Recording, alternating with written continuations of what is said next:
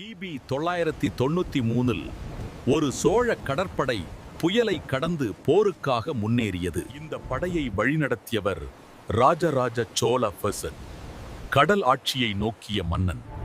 மற்றவர்கள் நிலத்தில் போரிட்ட போது அவர் கடலை கட்டுப்படுத்த தத்தமிட்டார். பெரிய மரக்கப்பல்கள் துறைமுகங்களில் கட்டப்பட்டு படை உருவாக்கப்பட்டது. இந்த கடற்படை இலங்கை கரையை நெருங்கி தாக்க தயாரானது. அனுராதபுர தாக்கப்பட்டு அதன் பாதுகாப்பு உடைக்கப்பட்டது. நகரம் கைப்பற்றப்பட்ட பின் சோழர்கள் அங்கு நிர்வாகத்தை அமைத்தனர்.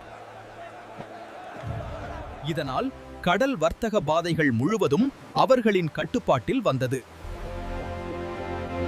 இந்த சக்தி பின்னர் ராஜேந்திர சோழாக்கு உலக கடல் வெற்றிக்கு அடித்தளம் ஆனது.